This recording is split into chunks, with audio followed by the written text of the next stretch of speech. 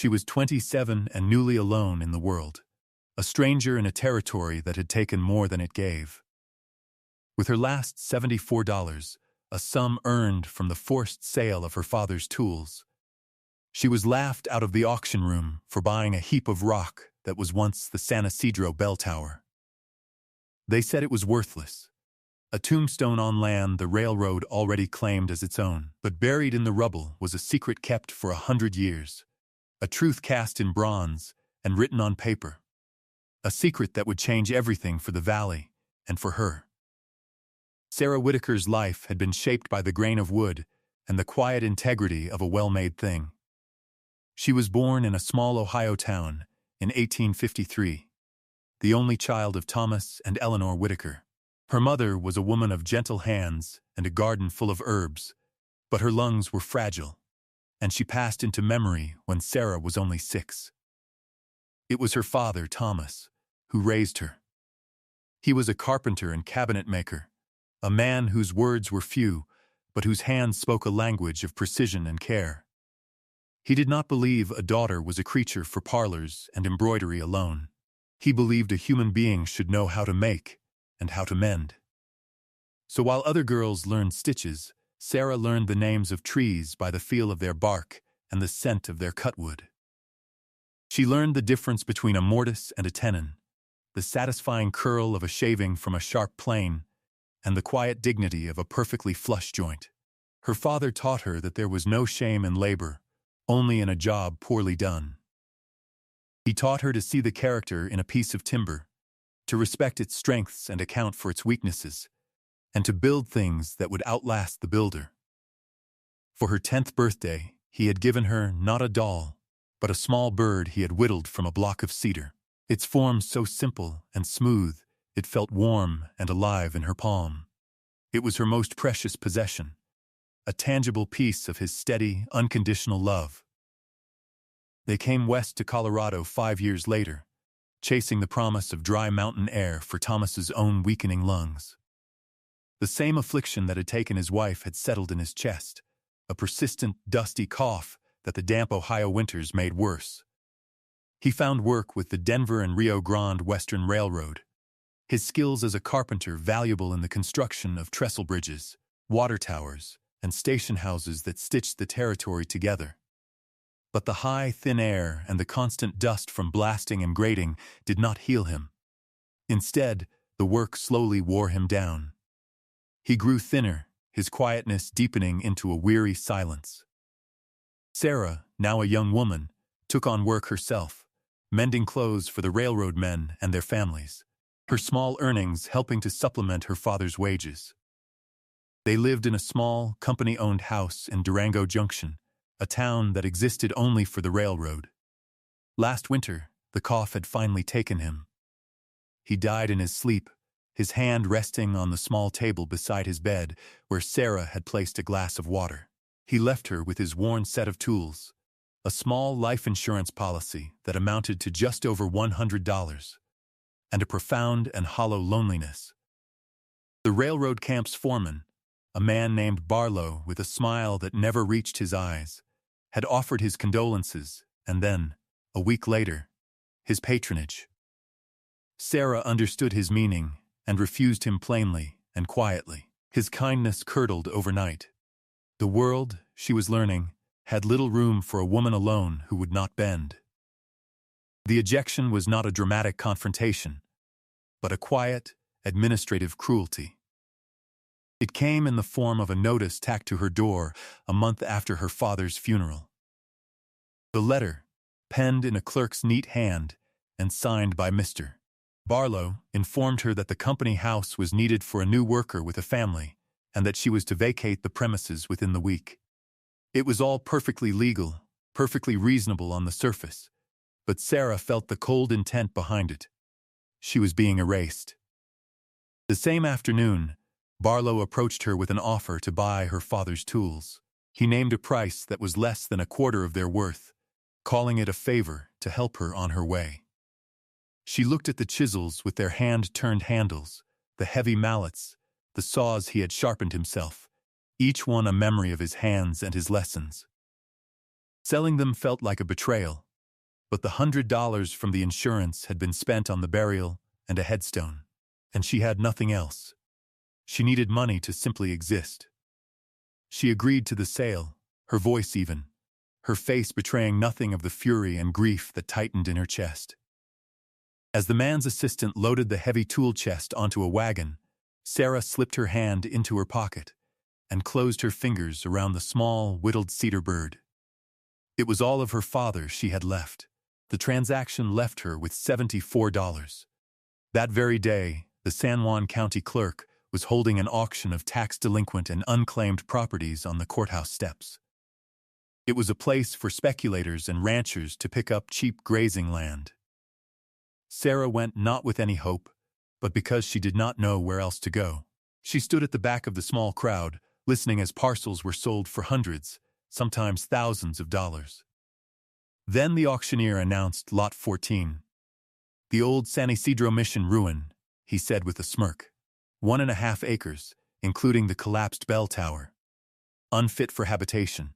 Title subject to clearance. A man from the railroad, a subordinate of Barlow's, called out. The Redo will clear the land, but we won't pay for the privilege. Laughter rippled through the crowd. The auctioneer asked for an opening bid of $20. Silence, $10. More silence, punctuated by a few chuckles. $5 then for the deed? Sarah saw the railroad men looking at each other, confident they could get the land for nothing after it was declared abandoned. In that moment, a strange resolve settled over her. It was a pile of rubble, yes, but it was land. It was a place. It could be hers. $74, she said, her voice clear and steady in the sudden quiet. The auctioneer's eyebrows shot up. The crowd turned to stare at the young woman in the plain, dark dress. A murmur went through them, then open laughter. The railroad man shook his head in disbelief. The auctioneer, eager to be done with it, slammed his gavel down. Sold. To the young lady with more money than sense. He handed her a flimsy receipt. She folded it, placed it in her pocket, and walked away from the courthouse, the sound of their mockery following her down the street. She did not look back. She had a place to go now. Her journey began the next morning at dawn. She had spent her last few coins on a small sack of flour, a packet of salt, and a slab of bacon. These, along with her father's blanket and the small cedar bird, were rolled into a tight bundle she carried on her back.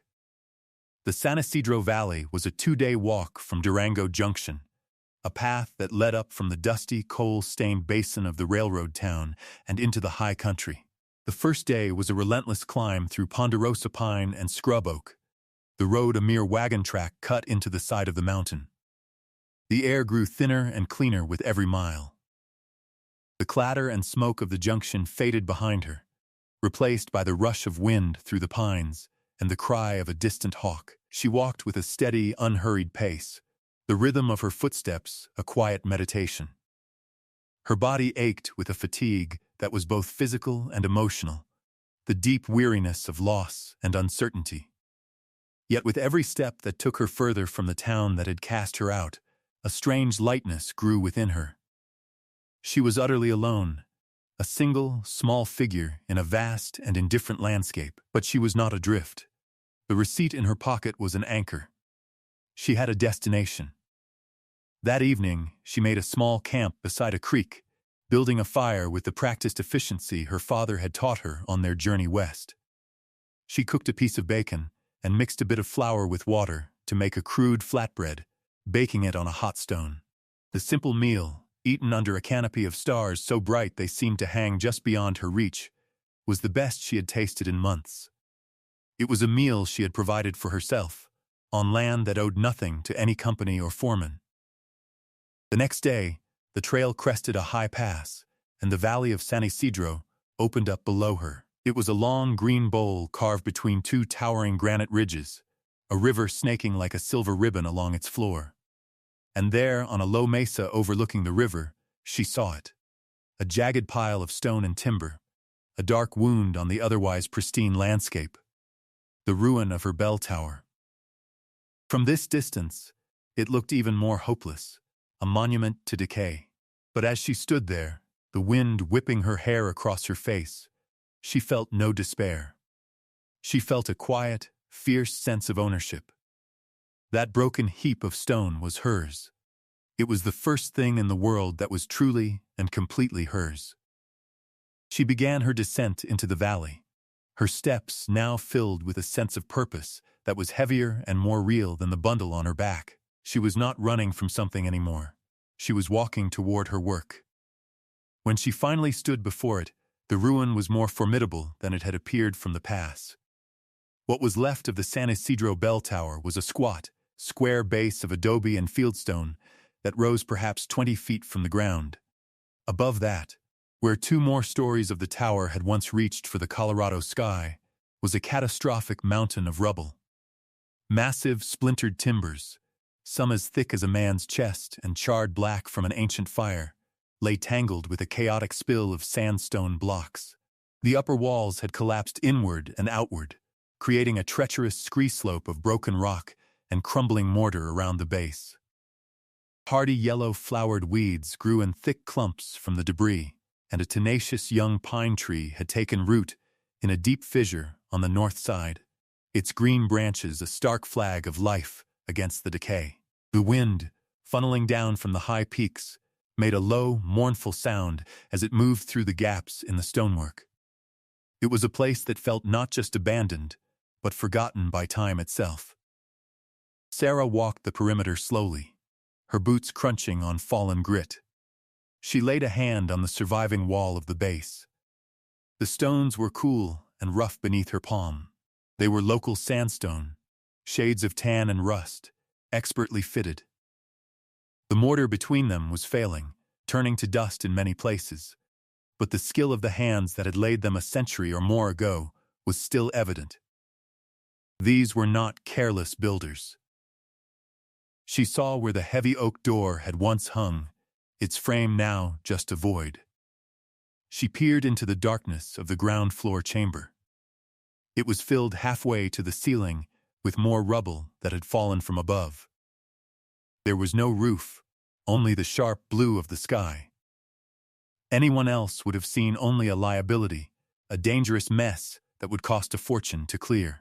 But Sarah, trained by her father to see the structure within the material, saw something else. She saw salvageable stone, good dense blocks that could be used again.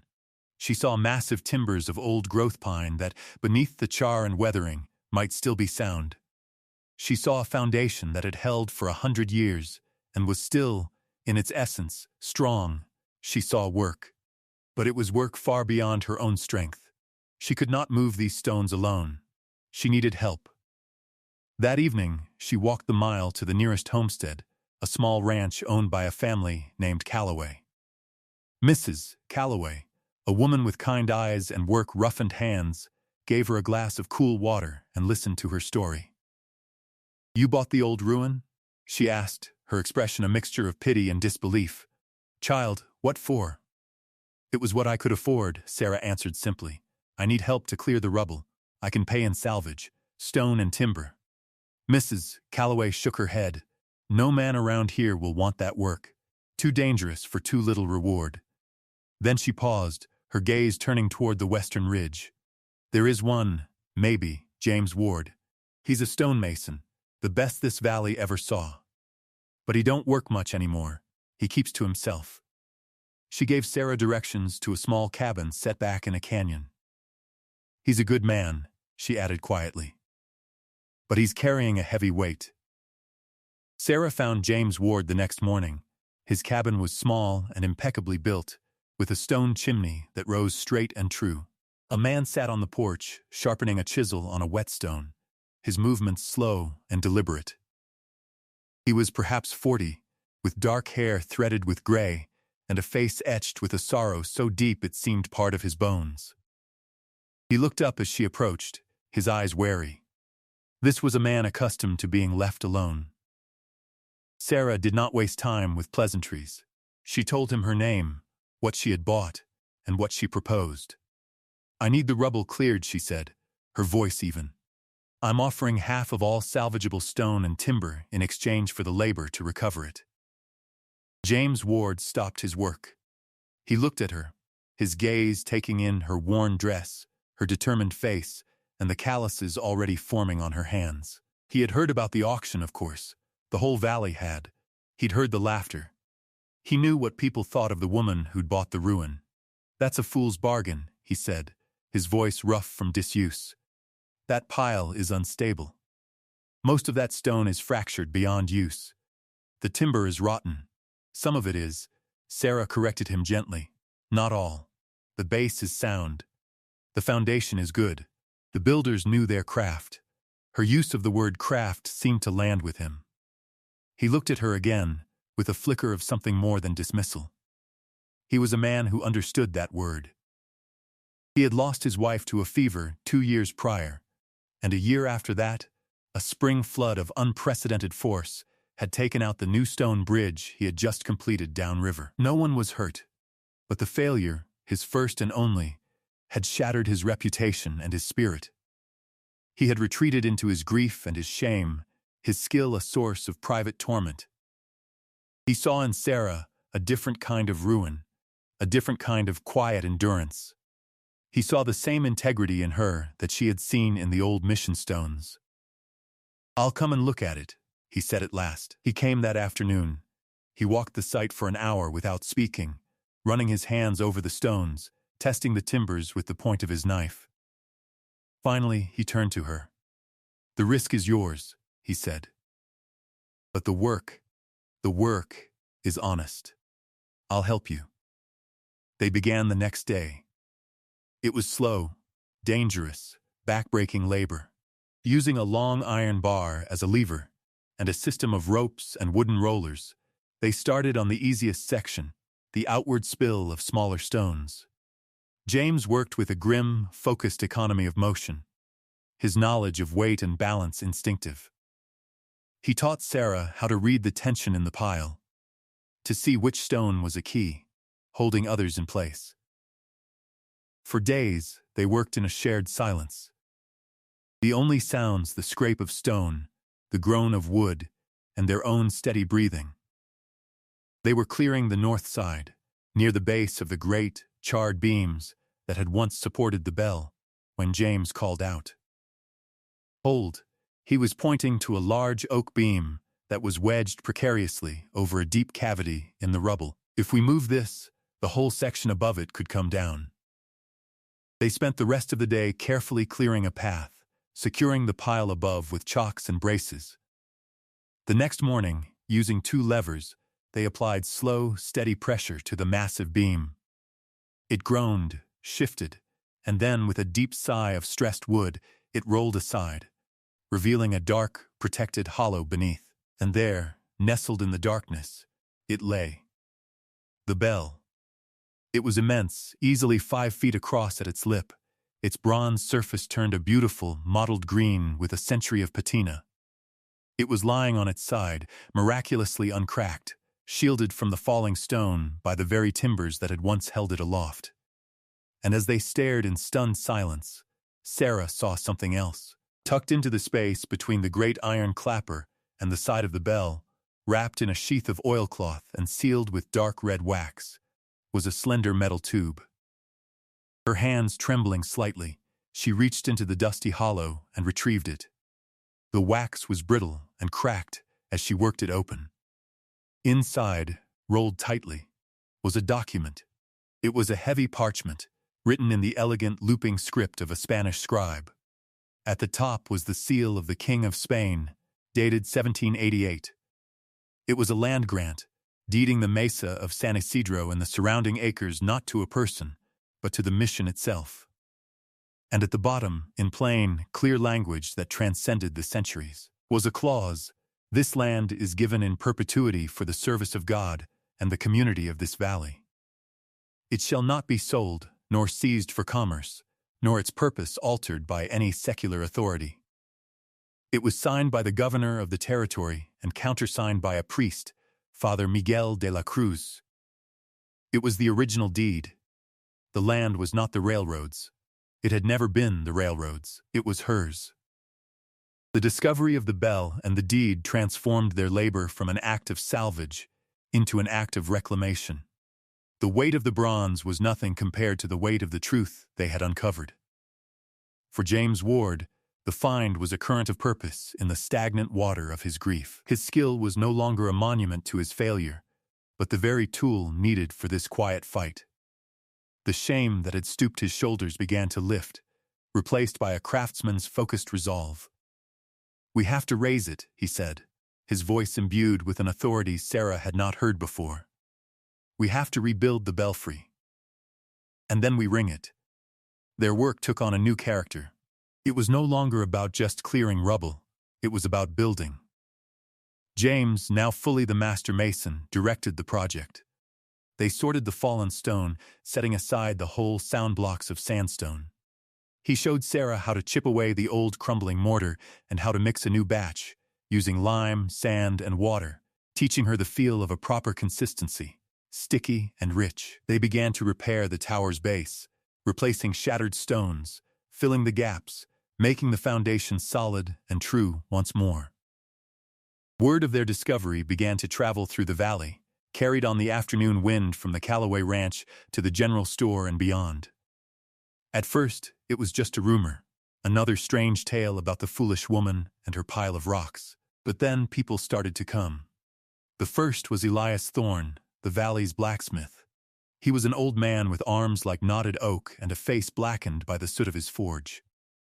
He came on his mule one afternoon, dismounted, and stared at the great green bell for a long time.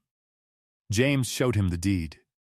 Elias read it slowly, his lips moving, then handed it back. "My grandfather was born in this valley," he said, his voice a low rumble. "He told me the railroad lawyers came through 50 years ago with papers from Denver. Said the old Spanish claims were void. Most people sold for pennies an acre. Some just left." He looked from the deed to the bell. "This changes things." He walked over to the rubble and picked up a piece of the original twisted iron hardware. "You'll need new straps to hang it. A new bolt for the clapper. I'll forge them. You pay me for the iron when you can." He left without another word. A few days later, a woman named Maria Flores appeared at the site, carrying a basket covered with a checkered cloth. She was in her 60s, her face a beautiful map of wrinkles, her black hair in a single thick braid down her back. Her family had been in the valley since before it was a state. She unpacked a pot of venison stew, a loaf of still warm bread, and 2 tin cups. As they ate, she told them stories her grandmother had told her. Stories of the mission when it was whole, of feast days and the sound of the bell that could be heard all the way to the western ridge.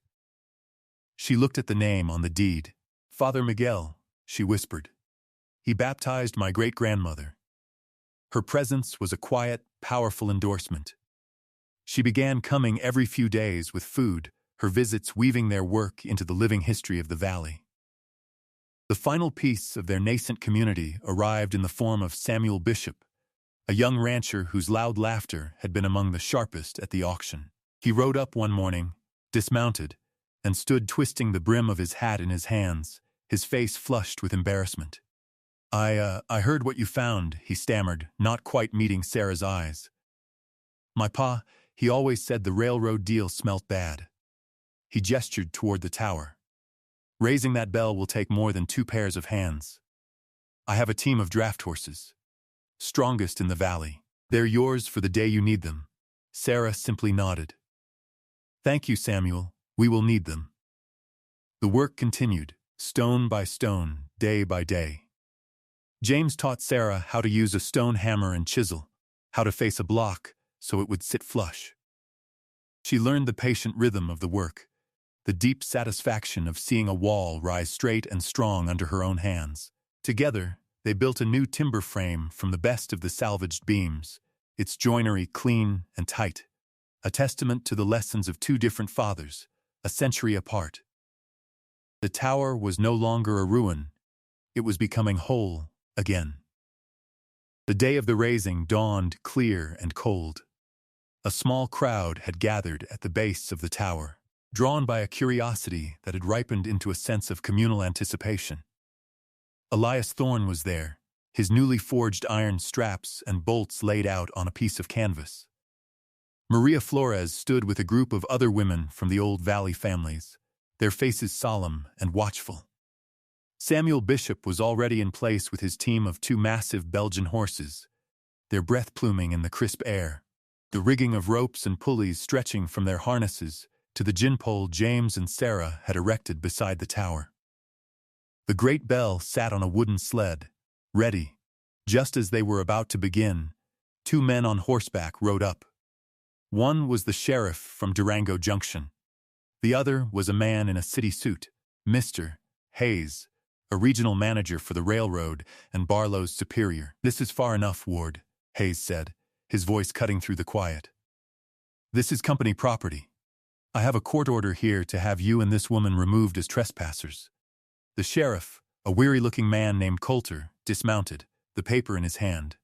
But before he could take a step, Sarah moved to stand in front of him. She did not speak. She simply held out the parchment deed.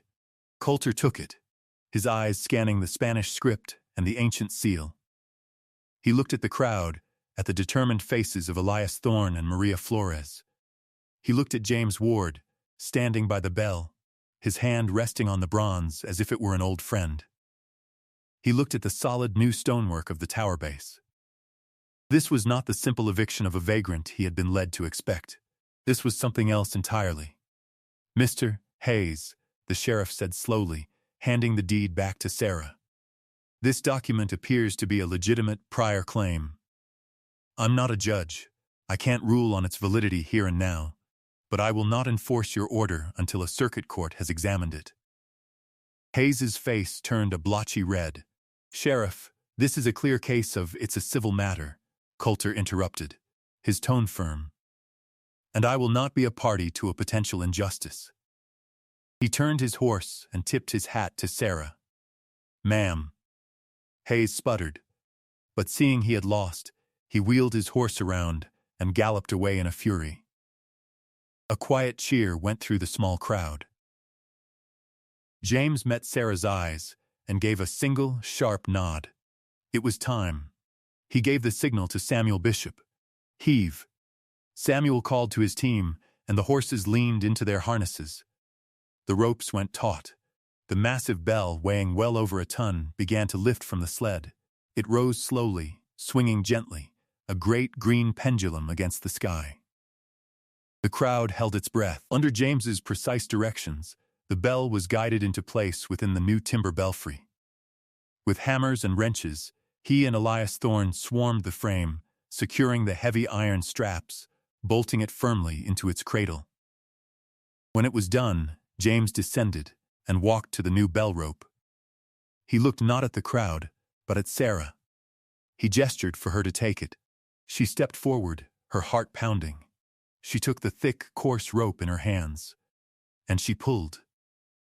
For the first time in 100 years, the voice of the San Isidro bell spoke.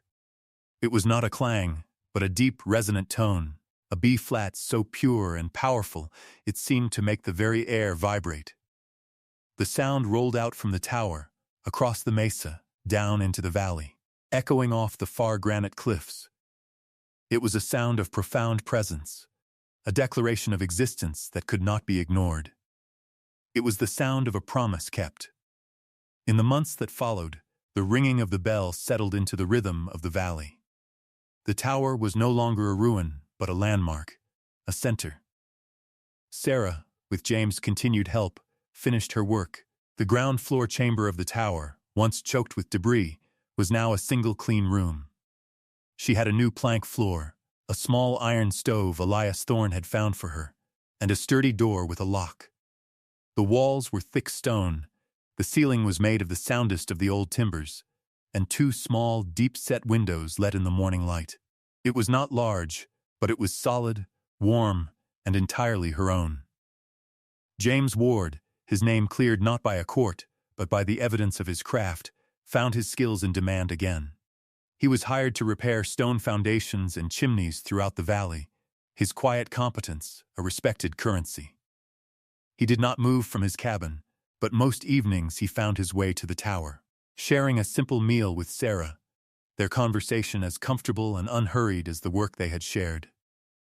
Their partnership had been forged in labor and respect, and it was slowly, quietly, blossoming into something more. The railroad had not given up its claim, but the deed had forced the matter into the slow, grinding gears of the federal courts, where a judge would have to weigh the authority of a Spanish king against that of a railroad baron. The valley, now united behind the story of the bell, was prepared for the fight. They had raised money to hire a lawyer. The bell tower had become a symbol of their own history, their own right to exist.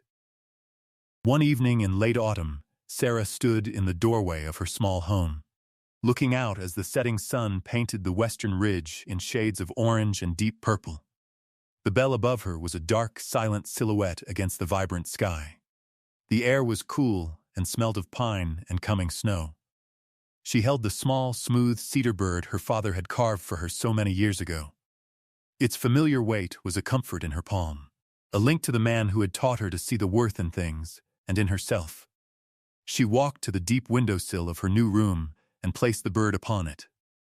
Beside it, she set a small, square-headed nail, its iron rusted and bent, which James had pulled from one of the original belfry timbers and saved for her. The two objects sat side by side, one from the quiet man who had raised her, and one from the quiet man who had helped her raise a new life from the ruins of the old. She thought of the laughter in the auction yard, the feeling of absolute isolation on the road, and the impossible weight of the first stone she had tried to move. She thought of the green bronze of the bell emerging from the dust, and the sound of its voice rolling across the land. She was 27 years old and had come to this valley with nothing but $74 and a memory. She had spent it all on a pile of broken stone that no one wanted. It was the best $74 anyone had ever spent. If this story found a home with you, we hope you'll share it with someone who might need to hear it. And we'd love to know in the comments below, what is something you have seen value in when others saw only a ruin?